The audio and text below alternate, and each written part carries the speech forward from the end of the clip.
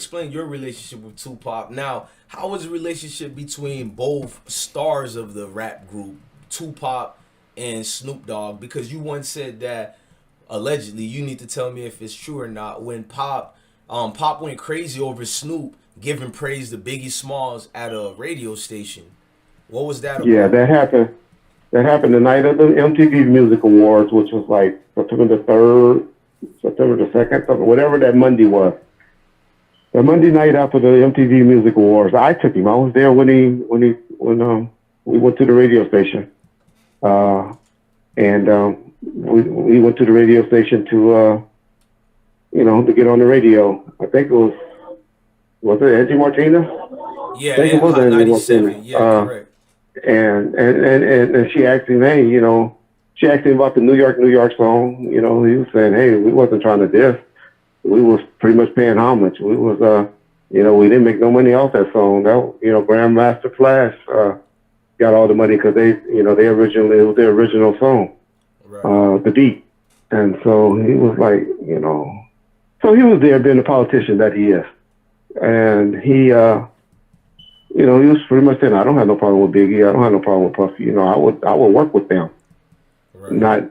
I don't know if he knew what he was saying. I really don't think so because there was no need for him to say it. But you got to remember 3 or 4 months ago, he just got on the stage and asked him at the Source Awards, New York, y'all don't love Dr. Dre, y'all don't love Death Row and Snoop Dogg, at the Source Awards. So he always felt like a big love it. Snoop always knew he's going to be where he's at to this day, today. Snoop used to say he's going to be bigger than Michael Jackson at one time. Wow. That was his whole claim of fame back then.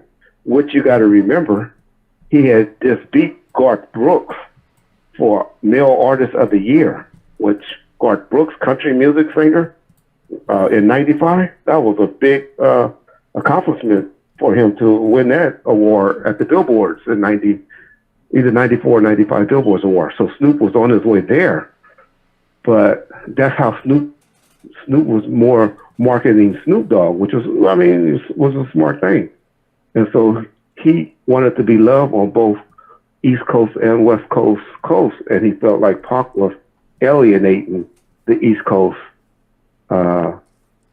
because of his misunderstanding. Because Pac tried to explain to people that, hey, I don't have a problem with the East Coast. Right. I have a problem with certain motherfuckers on the East Coast. Small riffs. And most people didn't. They weren't comprehending because everybody was getting upset.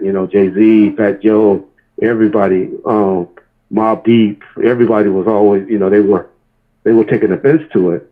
And so that's why he did hit them up, and he named the people that he had a problem with to try to even clarify it there. And Bad Boys. I don't know when you to tell me. Can you tell us about the alleged bounties of the Snoop Dogg? I mean, not the Snoop Dogg allegations, but Diddy putting a bounty on Death Row Change and incidents that surrounded during that. Can you give us insight? What was going on during those days when the alleged bounties and all that, and how hectic and now I'm not gonna say scary, but dangerous it could have been or already was.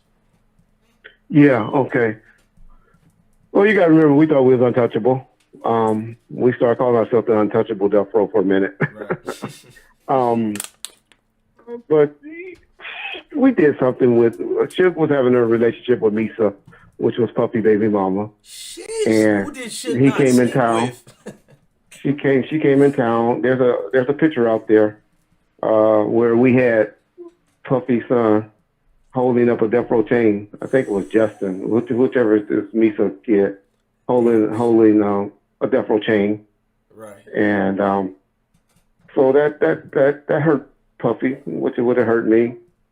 And so Puffy wanted a Death Row chain to put in one of his music videos or for some reason. And so he put a bounty out there, to get the chain. Orlando Anderson and them saw them because they were cool with this, they were from Southside Crips. Right. It was about 3 or 4 of them or maybe 5 at a footlocker in Compton. You already got this blood and Crip thing, so they probably would have been fighting even if they didn't have a Death Row chain on, just because of the neighborhood stuff that we got going on. Right. And they saw each other at the footlocker, and a fight broke out. Some people said he took the chain, and that Trayvon didn't lose his chain.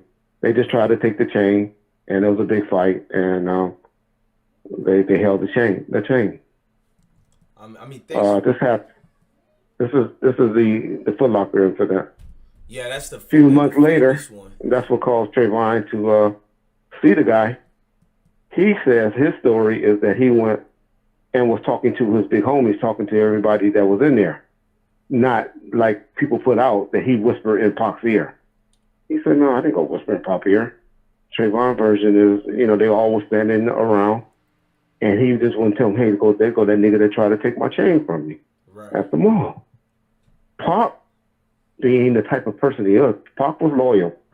I mean, you got to remember all the incidents he done been involved in, from shooting to the police, and he was a writer. He was, he was thick off, and knowing that probably he knew that everybody would follow him.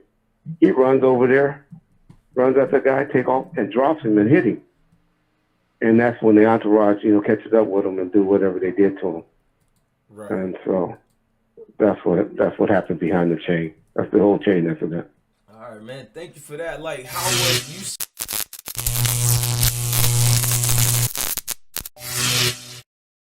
Is that what you're playing? Y'all pussy nigga fake.